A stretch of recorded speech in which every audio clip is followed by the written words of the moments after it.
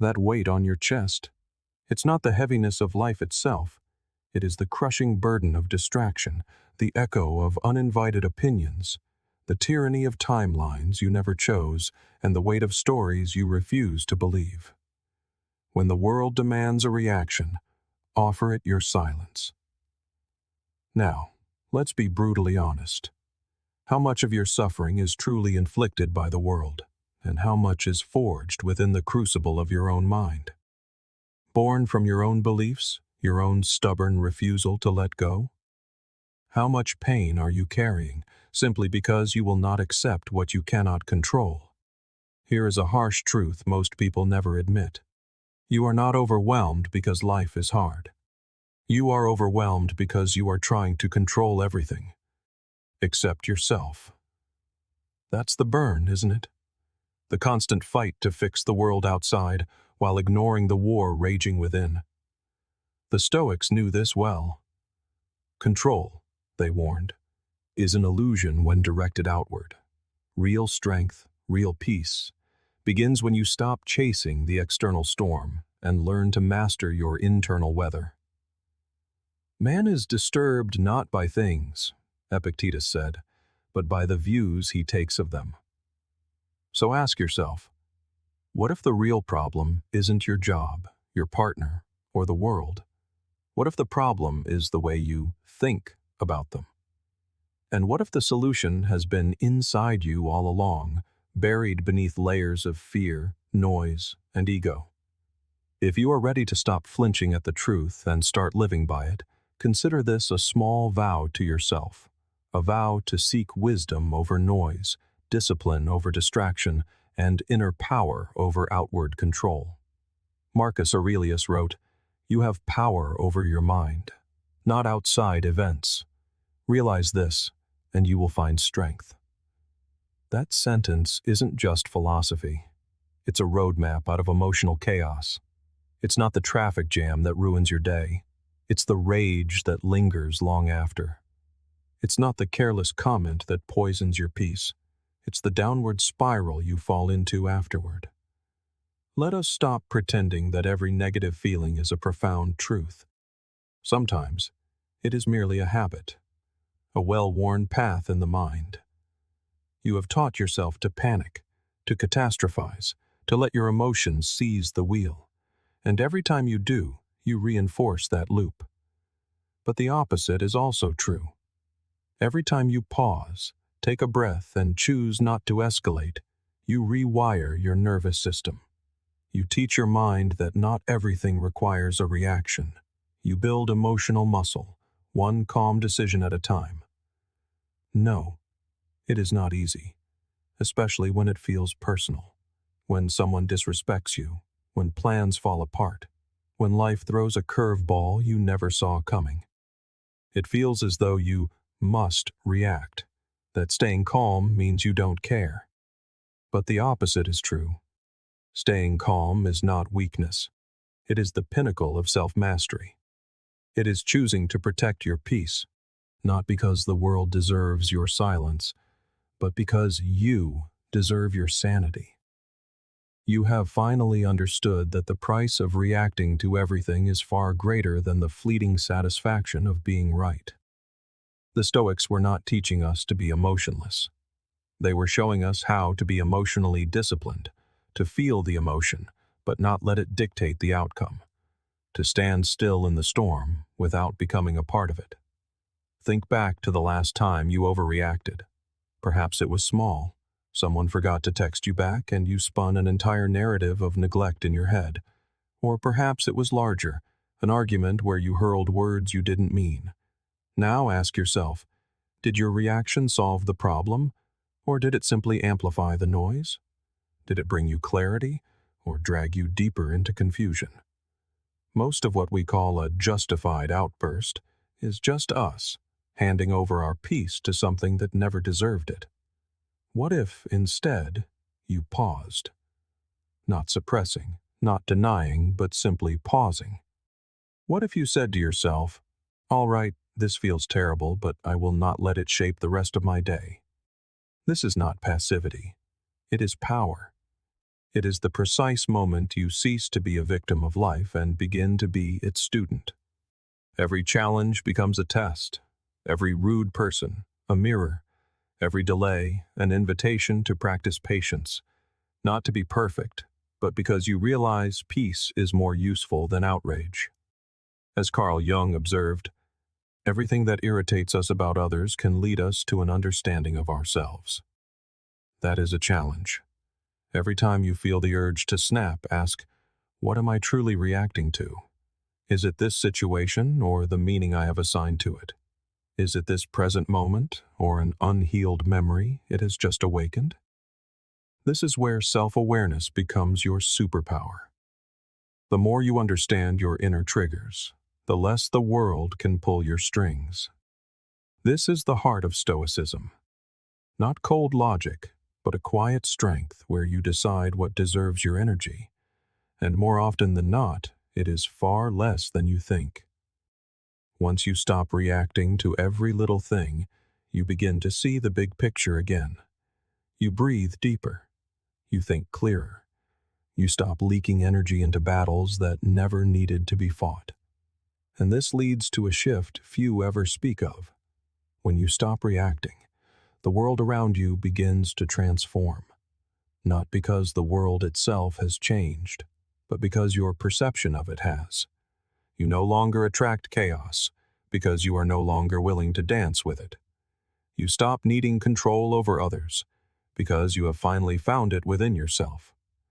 So the next time something goes wrong, and it will, ask yourself this: am I feeding the fire, or am I walking away? Am I choosing clarity or chaos? Your reaction is more than a choice. It is a reflection of the person you are becoming.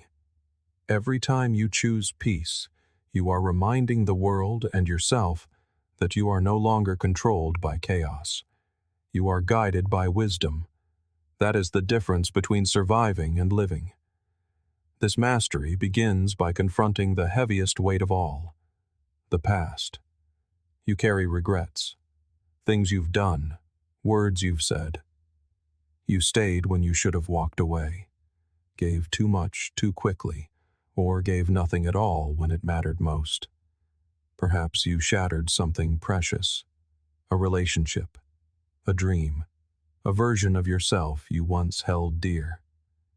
And now, it is all too easy to believe that those mistakes define you, that the past has carved your identity in stone, leaving you forever as that same broken person.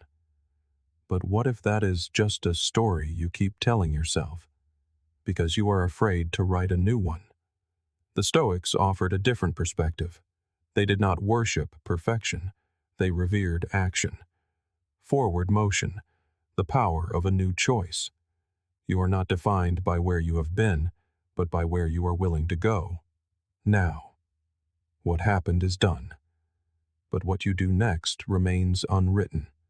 As Seneca wrote, every new beginning comes from some other beginning's end. A chapter may have closed in pain, but the story is not over, unless you refuse to turn the page. This means your next move holds more power than your last mistake, if you let it. The very fact that you care, that you ache to do better, is proof that you have already outgrown the skin you once wore. Still, the past has a way of clinging, doesn't it? People bring it up.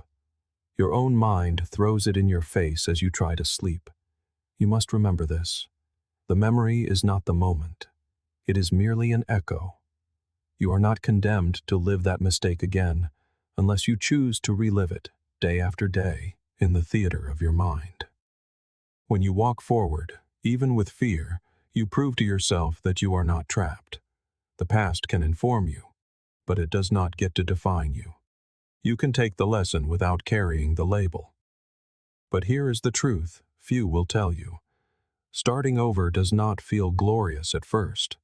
It feels awkward, exposed. You must leave behind the strange comfort of blame. You must stop using your past as a shield that protects you from the risk of trying again. Because once you admit that you are capable of more, responsibility arrives. But with it, comes freedom. People may still see the old you. They may not believe you've changed. That is fine. You are not doing this for them. You are doing it so you can sleep at night, without the weight of who you used to be pressing on your chest. You are doing it so you can finally look in the mirror and see not someone who is stuck, but someone who is becoming. Someone who chooses growth over guilt, forgiveness over punishment, and progress, no matter how slow. The truth is, no one gets through life without regrets. But the only thing that matters is what you do with what remains. You can carry your scars as evidence of failure, or you can wear them as proof of your endurance, proof that you have walked through fire and emerged wiser. And that wisdom is not in pretending nothing happened. It is in saying, yes, that was me, but I have changed, and I am still changing. Sometimes the hardest person to convince is yourself, but your past is just a chapter you've read too many times. It is okay to close the book. If you are staring at your past like it is a wall, turn around. There is an entire path behind you, and it leads forward. Your next decision is always the most powerful one. You are not your past. You are the author who survived it. And right now the pen is in your hand. Once you release the past, you must face the internal narrator that keeps it alive. Your mind is a relentless storyteller. It never stops. From the moment your eyes open to the second you drift into sleep, it weaves tales of what might happen, what should have happened, and what will surely go wrong. And the most frightening part? It is utterly convincing. It declares, they will leave you. You will fail again. Everyone will see. But listen closely to this truth. Just because a thought appears in your mind does not make it a fact. Thoughts are simply internal noise, shaped by fear, colored by memory, and built on assumption. Yet we treat them like law. Your brain says, you are not good enough, and you fall silent. It offers, you'll never get over this, and you stop trying. As Seneca wisely observed, we suffer more often in imagination than in reality. The true pain is rarely in the moment itself, but in the version of that moment we construct in our minds. There is a profound difference between being lost in your thoughts and being aware of your thinking. One keeps you captive, the other sets you free. In that small gap of awareness, choice is born. Understand that your mind is wired for survival, not for clarity. It has been trained over millennia to scan for danger. But now, the threats are not wild animals, but awkward conversations, uncertain futures, or social judgment, and your mind still treats them like life or death emergencies. It floods you with fear, not because it is true, but because it is trying to keep you safe. Yet safety and growth rarely live in the same space. You do not have to believe every thought that wanders into your mind. You can learn to treat them like visitors. Some are helpful, some are deceptive, and some are just echoes of old fears dressed in new logic. But none of them are absolute truths. Carl Jung declared, "I am not what happened to me. I am what I choose to become." This applies profoundly to the world inside your head. You are not your anxious thoughts. You are not your worst-case scenarios. You are the awareness that observes them and chooses not to be ruled by them. So the next time your mind begins to spin its frantic stories, simply pause. Do not fight it. Do not feed it. Just ask one simple question. Is this helpful? That single question has the power to reroute an entire day. And if the answer is no, change the channel. Choose a thought rooted in possibility, not panic, in strength, not scarcity. Because you are not your thoughts. You are the one who thinks them. And in that distinction, that is where freedom is found. As you learn to master your thoughts, you must also learn to guard the space in which they exist. Your inner peace is not a casual commodity to be given away. It is not a favor you owe to others, and it is most certainly not free. Every time you allow negativity into your space, through people, habits, or media, you are spending something invaluable. Imagine your mind is a garden. Whatever you allow to take root will grow. If you water the seeds of stress, they will multiply.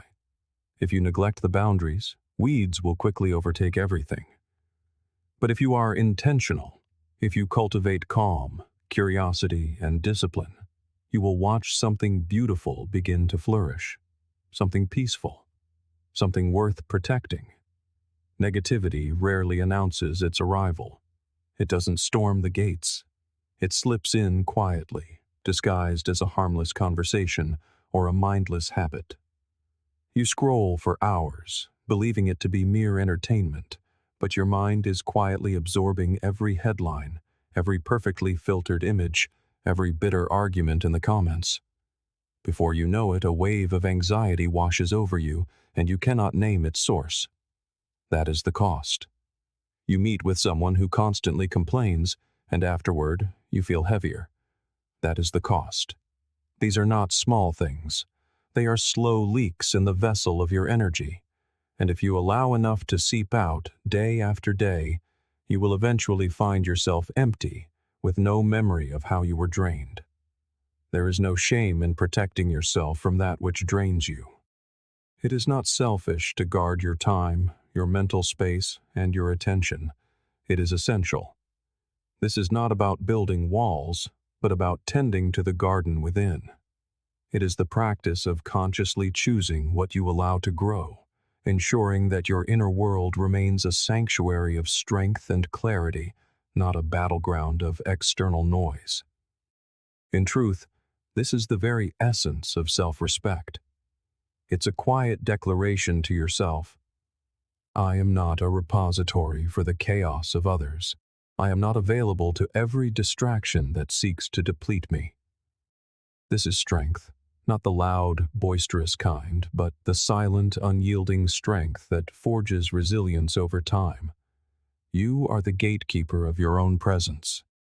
You get to choose who has access to you. Not everyone is worthy of a seat at your table. Not everyone has earned the right to speak into the chambers of your mind. Consider the vast energy you expend attempting to justify your existence to those who have already closed their minds to understanding you. Think of the mental real estate you sacrifice, replaying arguments that have long since faded into the past. Think of the hours surrendered to empty scrolling, chasing fleeting dopamine through headlines and highlight reels. Imagine redirecting that very energy toward building something, reading, reflecting, creating, or healing. The Stoics knew a profound truth. Our time and attention are our most precious assets, yet we part with them more freely than with our coin. As Epictetus once observed, if someone succeeds in provoking you, realize that your mind is complicit in the provocation. This isn't about assigning blame, it's about reclaiming power. If another person consistently gets under your skin, it is because you have handed them the key to your inner world. If a habit keeps pulling you back into stress, it means you haven't yet locked that door. But you can. You can reclaim what has been lost. You can begin again by drawing a clear line and declaring, "No more. This is my space, and I decide what grows here." Protecting your energy isn't about building impenetrable walls or retreating into silence. It is about becoming a conscious curator of your own experience, choosing what you allow to enter. It's about distinguishing between that which nourishes your spirit and that which preys upon it. The difference is profound. Some people enter your life and bring with them clarity, calm, and direction. Others bring noise, confusion, and doubt. Pay close attention to the emotional echo that lingers after an encounter with another person. That feeling is the true conversation. That is where the truth resides. And it is perfectly acceptable to outgrow what once felt familiar. Growth demands space, and sometimes the only way to create that space is to clear out what no longer fits. We often labor under the illusion that we can handle it all, that we are strong enough to remain centered amidst the storm. And perhaps, at times, we are. But true strength is not merely about endurance. It is about discernment. It is the wisdom to choose not to be available for every conversation, not to attend every argument, not to engage with every distraction. You do not owe the world your perpetual availability. Your debt is to yourself, and it is a debt of clarity. And you cannot possess clarity when your mind is filled with the noise of things that do not matter. As Carl Jung once wrote, "Who looks outside dreams. Who looks inside awakes." To truly protect your energy, you must turn your gaze inward more often. You must know what your own peace feels like, so you can recognize its absence. You must understand your own values, so you can recognize what pulls you away from them. This is not something the world will teach you. It is something you must teach yourself, moment by moment, decision by decision. Begin with small, deliberate acts. Unfollow an account that seeds comparison. Mute a presence whose energy feels discordant. Decline an invitation that promises only depletion. Set a single boundary that affirms your worth. You need not dismantle your world in a day, but you must begin to treat your mind as sacred ground, because that is precisely what it is. Every thought you allow, every message you absorb, every person you interact with plants a seed. Over time, those seeds become your environment, and your environment becomes your mindset. Protecting your energy is not about being closed off, but about being discerning. It is the profound understanding that your focus, your peace, and your time are not currencies to be gambled away. They are the very foundation upon which your life is built. If they are strong, you will be strong. If they are constantly under attack, you will forever feel as though you are barely holding on. So, begin to guard your inner world as you would guard something precious, because that's exactly what it is. When you protect your energy, you begin to show up differently. Your thoughts gain clarity. A lightness returns to your being. You respond rather than react. You begin to notice beauty again, for your mind is no longer clouded by static. Joy finds you in simple moments, for you are not perpetually exhausted from fighting invisible wars. This is the life that flourishes when you stop allowing weeds to take root, and it begins the moment you declare your peace non-negotiable. We all know the feeling, that deep-seated wish for life to simply be easier. Whether it's a demanding job, a complex relationship, or an endless to-do list, a weary voice within us often whispers, "Why must it be this hard?" But the truth is, life was never meant to be easy, and no amount of wishing will make it so. So, what if we changed the question? What if, instead of pleading for an easier life, we started to demand a stronger self? The Stoics grasped a fundamental truth about the human spirit. They did not pray for calm seas. They learned to build stronger ships. They welcomed challenges, embraced hardships, and faced difficult lessons with open arms, for they knew that in the heart of the struggle is where true growth is found. Each morning, Marcus Aurelius would prepare himself for the day by acknowledging the difficulties it would inevitably present. And rather than recoil, he leaned into them. They did not wait for life to be easy. They made themselves strong in the face of what was hard. Reflect for a moment. When was the last time you experienced profound growth without first facing something difficult? At the time, it may have felt like an obstacle, a reason to pull back and choose the more comfortable path. But when you push through, when you choose to show up anyway, you forge something within you that cannot be built in comfort. You build grit. You build the strength to continue when it feels easier to quit. The modern world has sold us a dangerous lie. That comfort is the ultimate prize. We scroll through curated lives, comparing our raw reality to their polished highlights, believing we are alone in our struggles. But this relentless pursuit of comfort is a trap. It doesn't strengthen us, it makes us soft. Comfort is a seductive liar, whispering, "You've done enough. Rest now. You deserve it." Yet, what we often fail to see is that the shores of comfort are where our ambitions go to die. It does not offer joy or fulfillment, only stagnation. Before we know it, we've forgotten how to fight for what truly matters. Herein lies the wisdom of Epictetus, who famously declared, "It's not what happens to you, but how you react to it that matters." True strength is forged not in the avoidance of problems, but in the crucible of our response to them. The world will continue to throw its curveballs. People will disappoint. Setbacks will occur. But what if you could train yourself to meet these moments with unshakable resilience? What if, instead of wishing for fewer storms, you began preparing yourself to face them with calm, clarity, and strength? What if you chose to lean into discomfort rather than run from it? This is why the Stoics practiced voluntary discomfort. They intentionally sought out challenging experiences to temper their minds and fortify their resolve. Cold baths, periods of fasting, sleeping on a hard floor. These were not acts of self-punishment. They were exercises in resilience. They were a deliberate reminder that while comfort is fleeting, the strength built through adversity is permanent. It is the same for you. Every time you push yourself to do something difficult, whether it's sticking to a goal, having an uncomfortable conversation, or challenging your physical limits, you are strengthening your character. You are teaching yourself that you can handle whatever life brings. You are declaring, "I am capable. I am stronger than my excuses. I will not let fear or discomfort defeat me." And that is power. Do not let the world convince you that easy is the goal. Easy teaches you nothing. But when you face a challenge and push through it, you become better.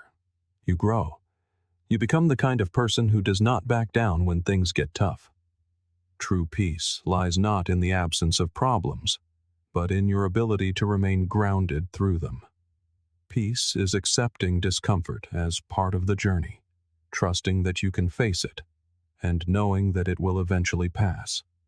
And when it does, you will be standing taller, stronger, and more resilient than ever.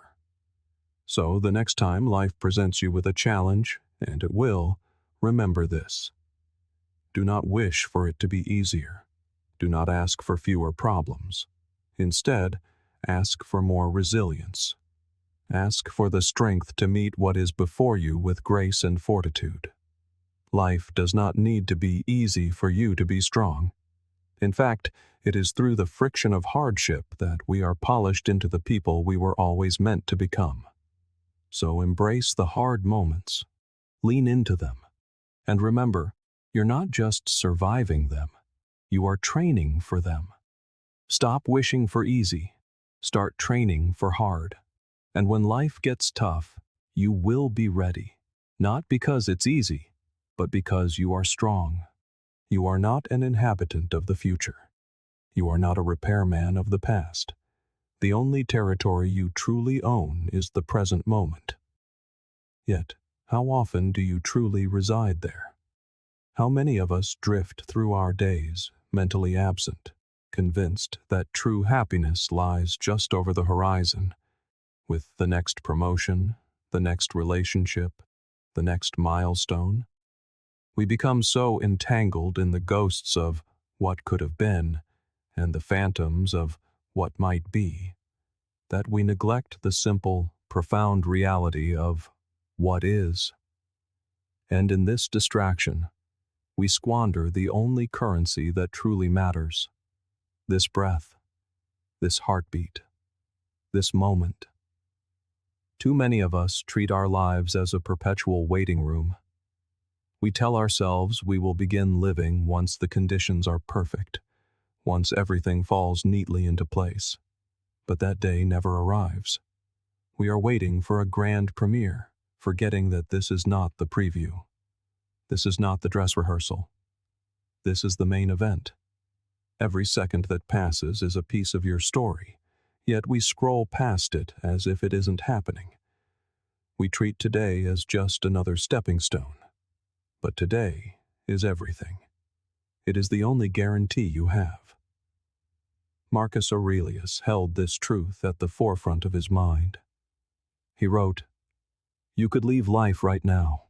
Let that determine what you do and say and think." This is not a morbid reflection, but a vital call to urgency. It is a reminder that we move through our days as if our time is infinite, yet the truth is, we are not guaranteed even the next sunset. When you truly internalize this, everything changes. Every decision becomes a choice to honor the present. This is not a call to abandon planning for the future. Goals and aspirations give us direction. But the present is the only arena where the work is done, where growth occurs, and where life is truly experienced. The past is gone, and the future is a concept. The only thing that is real is now. Yet we allow our minds, our most powerful tools, to drag us into endless cycles of anxiety over what might be and regret over what is done. The psychologist Carl Jung observed, "The privilege of a lifetime is to become who you truly are." But this becoming cannot happen in a hypothetical future or a regretted past. It happens now. So, who are you in this moment? Are you the one so lost in what's next that you miss the beauty right before your eyes? Or are you the one who is fully present, awake to the understanding that this moment is all there is? What would change if you began to treat today as the only day you have? If you chose to show up for the life that is here, right now, instead of waiting for a different life to begin? What if you stopped postponing your joy and simply embraced the profound gift of the present? The Stoics taught that by grounding ourselves in the present, we align with the natural flow of existence. When you cease resisting reality, you liberate yourself to live it completely. You stop wishing things were different and start seeing the beauty in things as they are. So, ask yourself, what if today is not a placeholder? What if this is the very life you have been waiting for? And what if all that is required of you is to finally decide to live it? Because the instant you realize that today is all you truly possess, everything changes. The mundane becomes meaningful. Time ceases to be something you kill and becomes something you inhabit. Stop letting today slip through your fingers. The best time to start living is now. This moment is the only one you will ever truly own. We have all been there. A car cuts you off in traffic. A colleague's careless word strikes a nerve. Life throws an unexpected obstacle in your path. And in that instant, the floodgates of emotion swing open. A familiar heat rises in your chest. The impulse to lash out, to scream, to react, becomes overwhelming. But consider this. Every time you surrender to that immediate raw reaction, you are ceding your power. You are allowing the external world to become the master of your internal state. Let us dispense with the notion that calm is passive or boring. Calm is not weakness. Calm is control. Calm is a superpower. This is not about the suppression of emotion or a cold pretense that nothing bothers you. It is about the conscious decision of what you will allow to penetrate your peace. It is about knowing that no matter how loud the world becomes, your own inner stillness can be your greatest strength. Recall a time when someone tried to provoke you, and you refused to take the bait. Perhaps you met their anger with silence, or chose disengagement over argument. That moment of calm was not weakness, it was the pinnacle of strength. Not because you felt nothing, but because you refused to be controlled by what you felt. You declined the invitation to their chaos. Instead of being swept into their storm, you became the calm, unwavering eye of the hurricane. Therein lies your power. And that power, once harnessed, is truly formidable. To be calm does not mean you are indifferent or passive. It means you have cultivated the ability to maintain your peace regardless of the noise around you. It takes a profound level of strength to remain grounded, to respond with intention, and to refuse to be emotionally manipulated by the world. This is more than emotional intelligence. It is emotional sovereignty. The Stoics understood this principle at their very core. They did not teach acceptance as a passive resignation, but as a strategic choice to focus only on what could be controlled, our own responses. Marcus Aurelius constantly reminded himself of this truth, that while the actions of others were beyond his command, his own reaction was always within his power. And in that space between stimulus and response, he found his freedom. It is all too easy to react. It is the path of least resistance, to let another's words or actions ignite an immediate response within you. But to choose your response, to choose to remain calm when every fiber of your being screams to erupt, that is where true strength is forged. The psychoanalyst Carl Jung once wrote, "The greatest achievement of the human spirit is to stand undisturbed in the midst of chaos." Consider the depth of that statement. True strength is not found in dominating others or controlling every circumstance. It is found in mastering yourself, especially when faced with adversity. It is the quiet resolve to stand firm when the world is trying to sweep you away. It is the profound knowing that no matter how loud, chaotic, or stressful your environment becomes, an unshakable composure can exist within you. In that stillness, you find clarity. You find power. Now let us be clear. This is not a call to suppress your emotions. It is not about pretending you don't feel anger, frustration, or disappointment. It is about acknowledging those feelings, allowing them to exist without judgment, and then choosing to respond in a way that aligns with your values, not your primal impulses. The more you practice this inner alchemy, the easier it becomes to remain centered in situations that once would have sent you spiraling. In doing so, you are not merely improving your emotional well-being, you are elevating the very quality of your life. The true measure of your strength isn't how loud you can shout or how quickly you can retaliate. The true test is how exquisitely you can control yourself when everything around you is spinning out of control. It is about being the eye of the storm. It is about knowing that your peace is not negotiable. And when you fiercely protect that peace, when you make the conscious decision to stay centered, nothing outside of you can disturb the world within. This is emotional resilience in its highest form.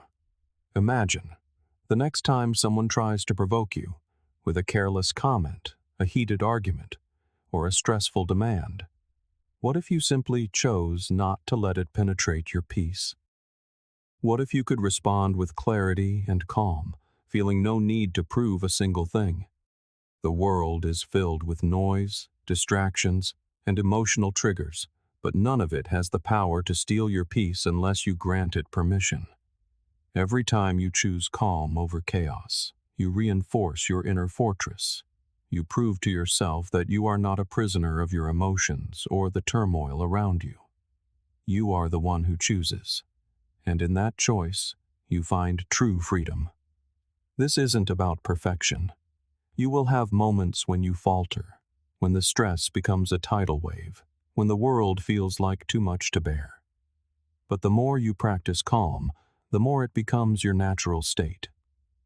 You begin to see it not as a passive reaction, but as a cultivated skill. And like any skill, the more you hone it, the stronger you become. The more you command your own emotions, the less the world commands you. When you can remain calm in the storm, you cease to react from a place of fear, anger, or insecurity. Instead, you respond from a place of profound strength. The need to prove yourself dissolves. You are no longer pulled into pointless arguments. You let the noise be just that, noise. And you, in turn, become the embodiment of peace. That is where true power resides. Not in how much you can control the world around you, but in how completely you can control the world within you. So, the next time the storm rages and your spirit is tested, remember this. Calm is not passive. Calm is power. It is control. It is strength. And it is yours, if you choose it. 8. Self-respect begins with self-talk. You spend more time with your own mind than with any other person on earth. From the moment you wake until the moment you fall asleep, that inner voice is your constant companion. The vital question, then, is this. How do you speak to yourself? What is the nature of the conversation unfolding in your head? The truth is, the way you talk to yourself shapes your reality more than any external force. If you constantly berate yourself, if your inner monologue whispers that you are not enough, if you treat yourself as unworthy or incapable, then do not be surprised when your actions begin to mirror that belief. You are listening, always listening, to the voice inside your head.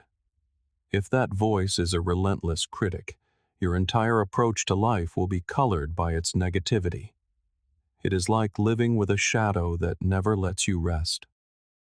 If you treat yourself as if you are worthless, you will begin to act as if you are. If you allow that inner critic to tear you down day after day, do not be shocked when the world seems to do the same. We all have that voice, the one that insists we are not good enough, that we will never succeed, that everyone else is smarter, stronger, more capable. But here is the secret. You do not have to accept its verdict. You do not have to listen. You are the one who decides what that voice is allowed to say. The power to rewrite that narrative is in your hands. The Stoic philosopher Epictetus said, "If you want to be good, first believe that you are bad." At first, these words may sound harsh. Why must you believe you are bad to become good? But Epictetus is speaking of radical self-awareness. To improve, to grow, to reach your potential, you must first confront the unvarnished truth of where you stand. This is not about self-flagellation. It is about unwavering honesty. It is about acknowledging your flaws and your mistakes, not so you can remain stuck in guilt, but so you can move forward with genuine strength. So, you must learn to catch that inner critic in the act. When you notice those negative thoughts creeping in, challenge them. Ask yourself, is this helpful? Is this true?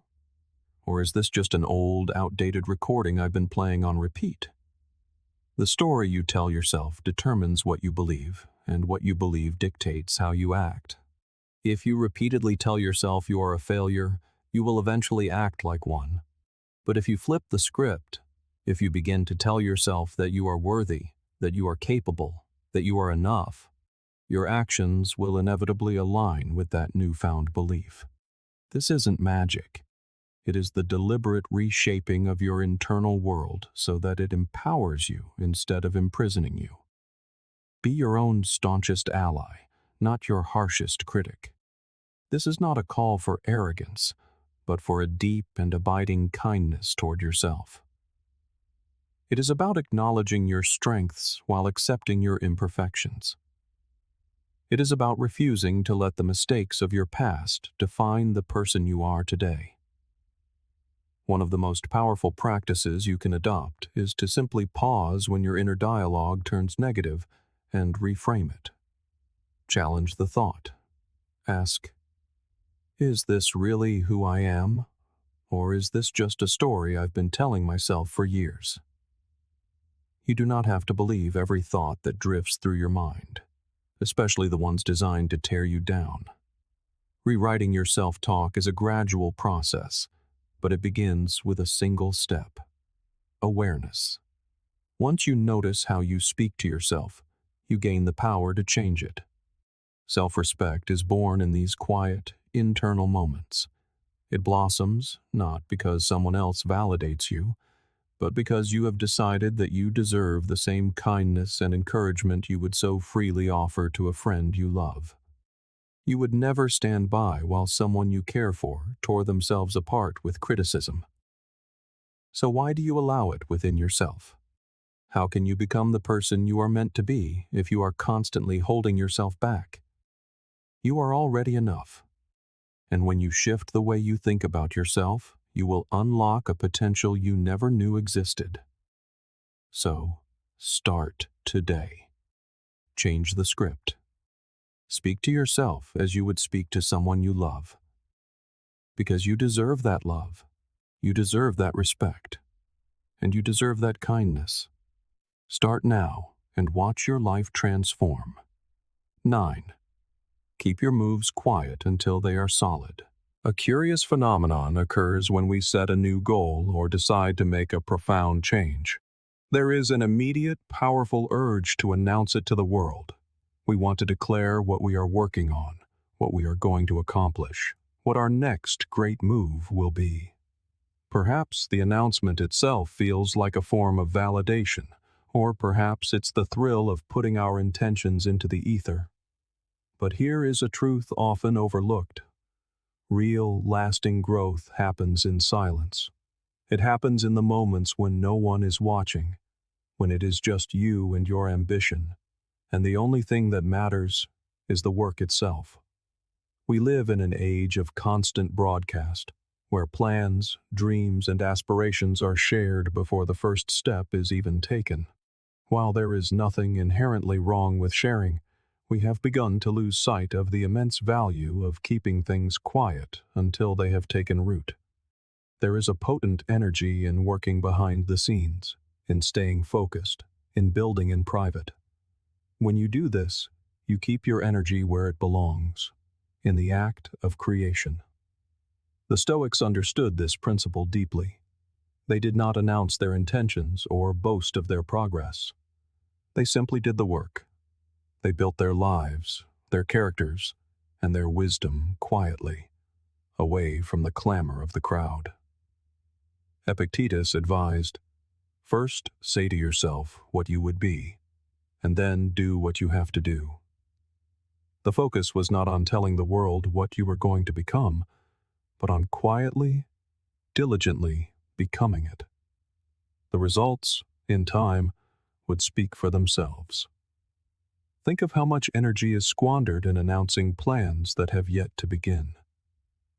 We get caught up in the fleeting excitement of sharing an idea, but that excitement often fades long before the real work is done. By keeping your moves quiet, you protect your energy and your focus. You also shield your nascent goals from the influence of external opinions and the weight of expectation. When you build in private, you are free to learn, to grow, and to stumble without an audience. Your success becomes measured by your own progress, not by the applause of others. This is not to say you should never share your achievements or celebrate your victories. It means you should wait until you have truly earned them. When you let the work build on its own, when you have put in the effort without the need for immediate reward, the eventual success tastes infinitely sweeter. The recognition means more because you know it was not the fuel that drove you. You did the work because it mattered to you, not because you craved the attention. So the next time you have a dream, resist the impulse to announce it. Instead, channel that energy into the work. Let it grow in the quiet dark, like a seed underground. And when it is solid, when it is something real you have built with your own two hands, then you can share it. You will stand tall, not because you are seeking validation, but because you have done the work. You did not need the noise. You needed the silence. Start building in private. Focus on the work, not the applause. When you do, the results will speak with a volume that words never could. 10. Discomfort is the price of admission for growth. Meaningful growth is never free.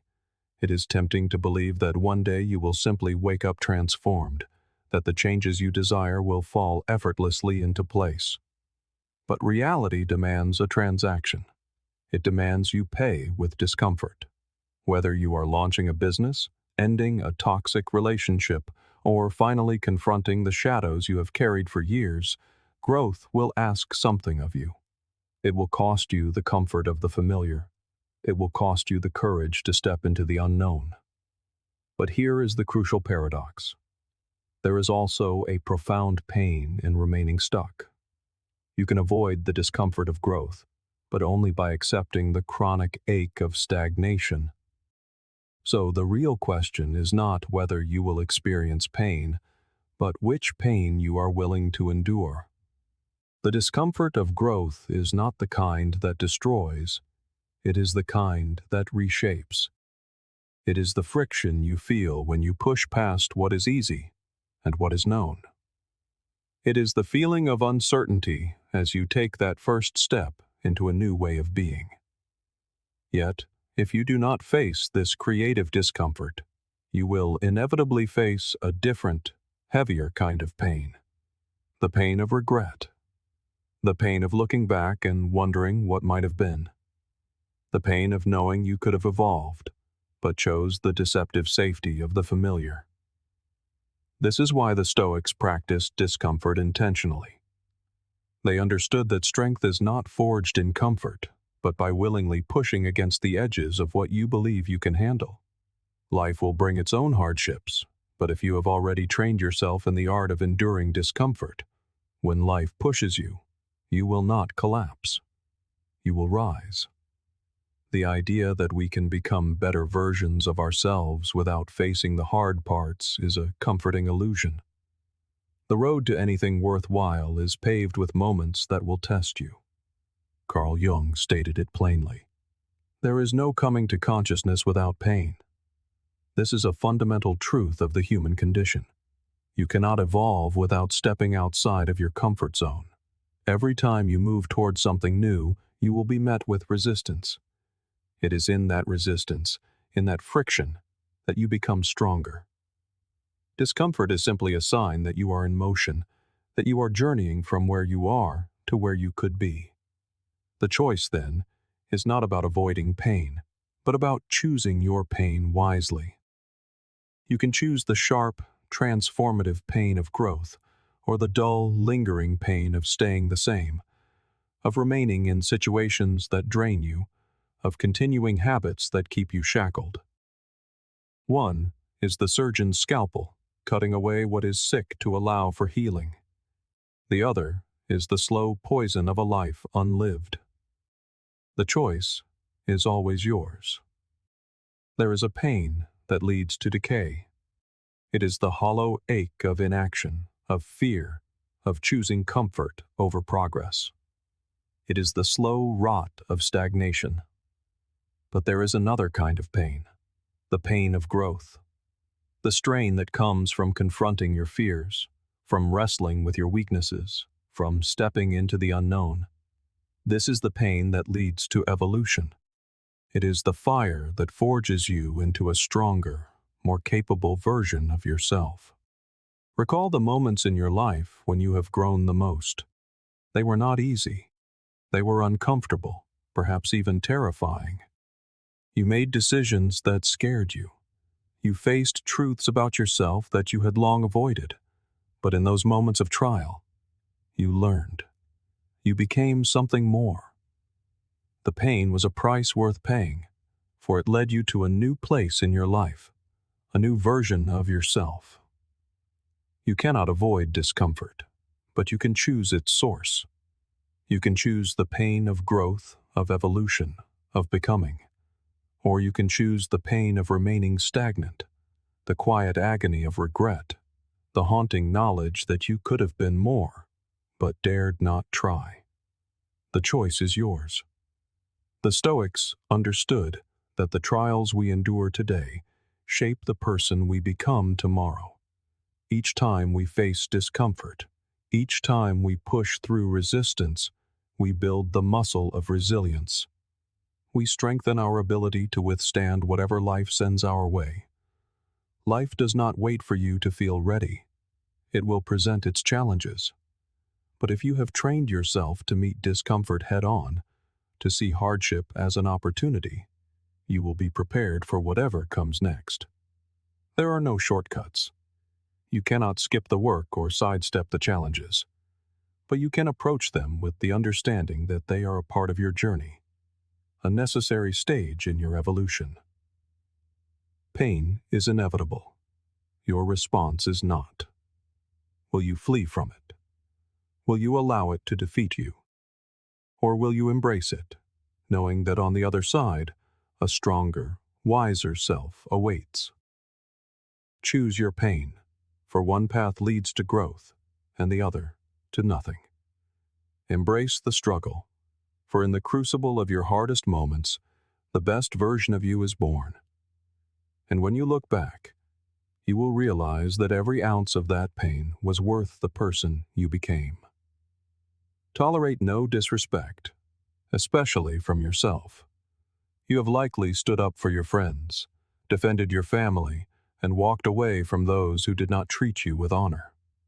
You have fought for the people you love, ensuring they know their worth. But do you do the same for yourself? How often do you defend your own boundaries, your own peace? It is one thing to protect others. It is another to protect yourself. Every time you allow someone to belittle you, every time you remain in a situation that drains your spirit, every time you break a promise to yourself, you are engaging in an act of self-disrespect. The most dangerous disrespect is not that which comes from others, but that which you permit from within. It is a quiet, subtle self-betrayal, one that goes unnoticed until it has eroded your confidence and your very sense of self. It is the permission you grant, silently, to accept less than you deserve. Think of the times you have allowed others to speak over you, accepted flimsy excuses when you needed a firm boundary, or told yourself, "It's not that bad," when you knew, deep down, it was destroying your peace. When you fail to stand for yourself, you teach the world that your well-being is negotiable. But your peace should never be open for negotiation. Self-respect begins with awareness. It is the recognition of your own worth, the acknowledgement that you deserve the same kindness and compassion you so readily give to others. This is not arrogance. It is the essential foundation upon which a life is built. Boundaries are not walls to keep people out. They are the foundations that keep your inner peace intact. Respecting yourself is not selfish, it is necessary. The Stoics taught that we must defend our peace, not only from external forces, but from our own negative thoughts and self-sabotage. As Marcus Aurelius wrote, "Reject your sense of injury, and the injury itself disappears." The battle is not just against others, it is against the harsh critic in your own mind. You would not allow another person to call you worthless, so why do you tolerate it from yourself? Every compromise on your worth, every ignored red flag, reinforces a pattern of settling. But every time you protect your boundaries, refuse to be diminished, and choose your peace over external approval, you fortify your self-respect. And from that fortress of self-respect, you can demand the same from the world. True change begins when you demand respect from yourself first. You cannot become who you are meant to be if you are constantly allowing yourself to be treated as less. Becoming your authentic self requires an unshakable foundation of self-respect. It requires you to stand in your truth and show the world what you are made of, not through force, but through the quiet strength of knowing your worth. When you respect yourself, the world will reflect that respect back to you. It all begins within. Be patient. Good things take time. In a world of instant messages and immediate results, we have been conditioned to expect everything now. We believe progress should be swift and visible. But true growth does not rush. Whether you are building a life, healing a wound, or mastering a skill, meaningful progress is a slow, deliberate process. Growth is often invisible at first. The Stoics knew that patience was not passive waiting, but an active trust in the process. When you plant a seed, you do not dig it up each day to see if it has sprouted.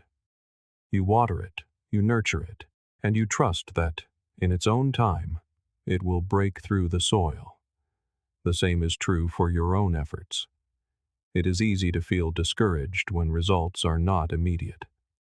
The work can feel endless, the rewards distant. It may feel like you are taking 2 steps forward and 1 step back. But just because the process is slow does not mean it is failing. The change is happening beneath the surface. The effort you invest today is laying the foundation for the success you will see tomorrow. We cannot rush the seasons of our own development, but we can choose how we respond to their pace. We can choose to see slow progress as part of the journey. The only thing that truly stops us is the belief that we cannot endure the process. But the process is the prize. If you continue to show up, to water the seeds of your ambition, you will see the harvest. You must simply trust the journey and know that a breakthrough is coming. Your efforts today, no matter how small they seem, are making a difference. Each moment spent improving yourself is building the future you desire. Success is not born at the destination. It is forged in the moments you choose to keep going when the finish line is not in sight. That is the essence of active patience. It is the decision to stay in the game, knowing that even if you cannot yet see the change is happening. You are building something that will last. To become who you truly are, you must be patient with yourself. Understand that every small step is a part of your evolution. The person you are becoming is not formed in one giant leap, but in the accumulation of every effort, every choice to remain in the process. So, stay in it. Keep doing the work, even when the results are not yet visible. Trust that your efforts are not in vain. Growth does not rush, but it does happen. And when it arrives, you will realize the process was worth every moment of the wait. Be patient. Your time is coming. Do not chase validation. Build self-approval. We live in a world where approval is currency. A like, a comment, a word of praise, it all feels good. But this external validation is fleeting. The applause fades, the compliments cease, and if your identity is built upon them, you are left with nothing. To rely on the validation of others is to condemn yourself to an endless chase, for that well will always run dry. But when you learn to validate yourself, to look in the mirror and say, "I am proud of my effort," when no one else is watching, you become unstoppable. Imagine a life where your sense of accomplishment is not dependent on the praise of others. Imagine knowing that your worth is inherent, not granted by an audience. This is not a fantasy. It is the power of self-approval. When you seek external validation, you surrender your power. You allow others to dictate your worth. You become a performer, always searching for the next round of applause. And when it doesn't come, you feel lost and invisible. The key is to take that power back. Build your own internal measure of success. When you can say, "I am proud of what I am doing regardless of who notices," you stop performing for others and start living for yourself. You begin to make choices based on your own values, not on a need for approval. The Stoics understood this profoundly. As Marcus Aurelius observed, "The happiness of your life depends upon the quality of your thoughts. Your worth comes from within, not from without." When you shift your focus from needing others to approve of you to approving of yourself, you take command of your life. Think of the times you felt diminished because your hard work went unrecognized. It stings. But those moments only define you if you let them. You do not need another person to validate your efforts because you know what you are capable of. When you can be proud of yourself without an audience, you free yourself. You stop performing and start living with authenticity. This does not mean you cannot appreciate a compliment. It means your foundation is so strong that you do not crumble in its absence. Your worth is not contingent on the opinions of others. It is built on your own self-perception. Your life is not a performance. It is a statement of who you are and what you stand for. You do not need to prove yourself to anyone. You only need to show up for yourself. You must be the first to speak the words of your own worth. Let the first voice you hear be your own, affirming your value, declaring, "I am proud of the work I do, of the person I am, and of the path I am forging." In this act of self-validation, the relentless search for external approval comes to an end. The chase for likes, comments, and applause ceases, and in its place, an authentic life begins to unfold. You stop performing for an audience and start embodying your truth. This is where genuine transformation begins. This fundamental shift, from seeking validation to cultivating self-worth, alters the very fabric of your existence. It frees you from the constant need for recognition and empowers you to make decisions that align with your values, not the opinions of others. Once you begin to live from a place of self-approval, you will find the world responds to that energy. People will see your confidence, your authenticity, your deep sense of self, and they will respect it. You will no longer need to chase their approval, for they will see you as you truly are. A vision more powerful than any external validation could ever be. Your life is not a stage. It is a statement. Every action, every decision is a declaration of who you are. Stop performing for the world and start living for yourself. When you build your life on the foundation of self-approval, you become unstoppable. Your life becomes a reflection of your inner confidence, inspiring others to stop performing and start living too. Let your worth be forged in the fire of what you know about yourself, not in the fleeting whispers of what others may think. This is where your true power awakens. Consider the great paradox of our time. True freedom is found not in boundless choice, but in disciplined action. We are often sold a counterfeit version of freedom, the license to do whatever we want, whenever we want. It is an alluring idea, a life without boundaries, guided by every impulse. But this is not liberty. It is the tyranny of impulse. It is chaos. True freedom is the quiet power of self-control. It is the ability to choose what serves your highest good, especially when that choice is difficult. It is waking early when your bed feels like an anchor. It is saying no to the siren song of distraction. It is choosing growth over comfort consistently. This is not restriction. It is power. The pursuit of instant gratification keeps so many of us trapped, chasing the next high, the next fleeting pleasure to distract from the real work of life. This is not freedom. It is a momentary escape, followed by an inevitable crash. Real, enduring freedom is born from discipline. Discipline is the silent strength that holds you accountable to your own vision. It is the wisdom to say no to temporary pleasures that lead you astray, and yes to the actions that align with your deepest values. When you live without discipline, you live reactively, pulled in 1,000 different directions by every distraction, every urge. Such a life is not freeing. It is exhausting. But when you choose discipline, you choose to take control. You begin to live intentionally. The more you practice this self-mastery, the more expansive your life becomes. The Stoics understood this profoundly. For them, discipline was not a burden. It was armor. It was the shield that protected them from the chaos of life, the tool that kept them grounded when the world tried to sweep them away. As Epictetus said, "No man is free who is not master of himself." Discipline is the key to mastering yourself. It is not about a rigid, joyless perfection, but about consistency.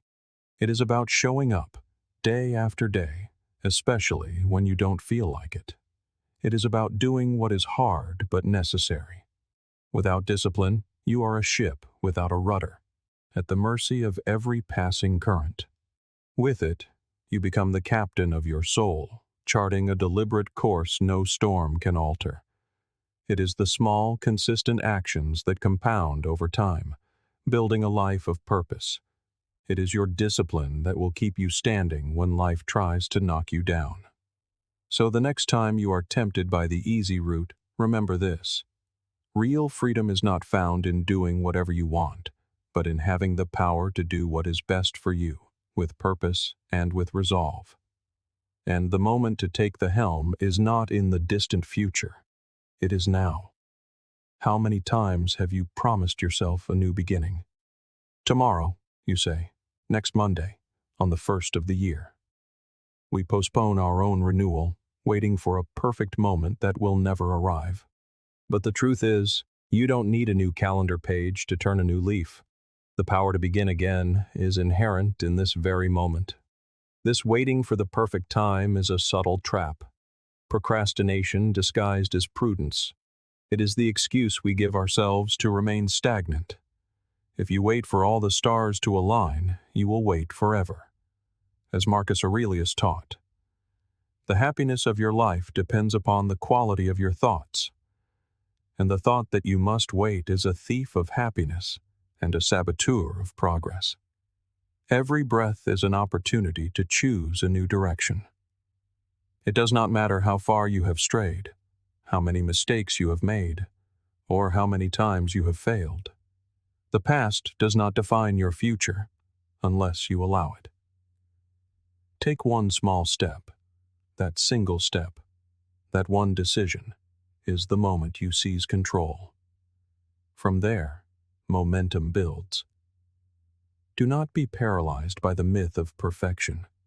You have everything you need to begin right now. You don't need the perfect plan, only the will to take the first step. That first step is always the hardest, but it is also the most important. Once you begin, the path forward starts to reveal itself. Starting now does not mean you have it all figured out. It means you are making a conscious decision to stop waiting and to stop making excuses. So stop waiting for January 1st. Stop waiting for Monday. The power to restart is yours, right now. It isn't about perfection. It's about progress. Take that first step, trust the process, and begin building the life you deserve. If these words have resonated with you, let this be the start of a deeper journey. Continue to explore the timeless wisdom that can reshape a life. Thank you for listening. Now, continue to show up for yourself. For you, and you alone, are the author of your story.